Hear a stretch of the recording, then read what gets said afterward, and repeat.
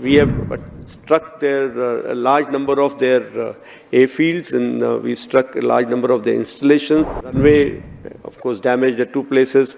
Then 3 of their hangars in 3 different stations have been damaged. 1 AEW&C class of aircraft, and at least 4 to 5 fighter aircraft, most likely F-16, because that base happened to be F-16, which would have been under maintenance that time. That 5 fighters, that high-tech fighters of between F-16 and JF-17 class is what our system tells us. Pakistan के सैन्य प्रमुख असीम मुनीर ने एक बार फिर PMA में passing out parade को संबोधित करते हुए भारत विरोधी भाषण दिया है।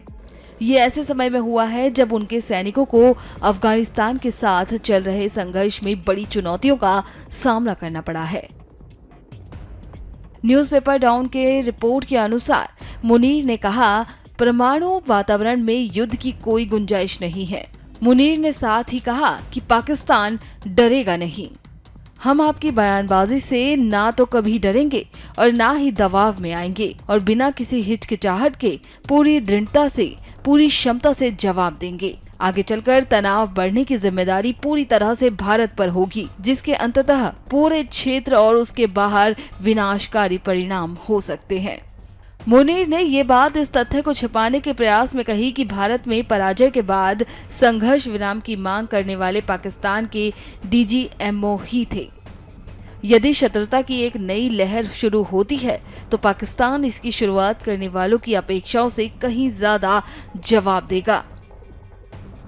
भारत के सटीक हमले में इस बड़े झटके का सामना करने के बाद मुनीर ने तथ्यों को छिपाने के लिए भारत विरोधी बयानबाजी का सहारा लिया है और साथ ही कहा, संघर्ष और संचार क्षेत्रों के बीच कम होते अंतर के साथ हमारी हथियार प्रणालियों की पहुंच और मारक क्षमता भारत के भौगोलिक युद्ध क्षेत्र की गलत धारणा को चकनाचूर कर देगी। बता दें कि ऑपरेशन सिंदूर के दौरान भारतीय वायुसेना ने पाकिस्तान के 12 से 13 लड़ाकू विमानों को नष्ट कर दिया, जिनमें जमीन पर 4 से 5 F-16, हवा में 5 7-16 और J-717 और 2 जासूसी विमान शामिल थे।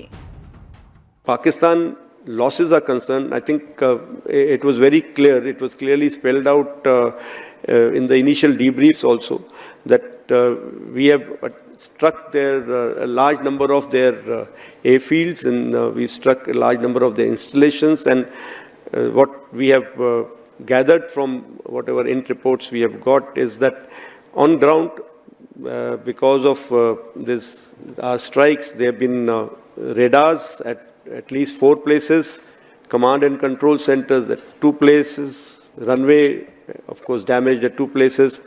Then 3 of their hangars in 3 different stations have been damaged, and in that hangar as well as on tarmac, we have signs of 1 C-130 class of aircraft, 1 AEW&C class of aircraft, and at least 4 to 5 fighter aircraft, most likely F-16, because that base happened to be F-16, which would have been under maintenance that time. Along with that, 1 SAM system, which has been destroyed. And so these are the strikes that, the destruction that has taken place on ground by our strikes. And as far as air defense part is concerned, we have clear evidence of 1 long-range strike, which I talked about, more than 300 kilometers, which happens to be either an AEW&C or a SIGINT aircraft. Along with that, 5 fighters, that high-tech fighters of between F-16 and JF-17 class is what our system tells us. मालूम हो कि भारत ने पहलगाम आतंकी हमले में 26 लोग मारे गए थे, उसके प्रतिशोध में ऑपरेशन सिंदूर शुरू किया। भारतीय वायुसेना ने पाकिस्तान के कई हवाई अड्डों को भी नष्ट कर दिया। Radar, command centre, runway, hanger और सतह से हवा में मार करने वाली मिसाइल प्रणाली को क्षतिग्रस्त कर दिया।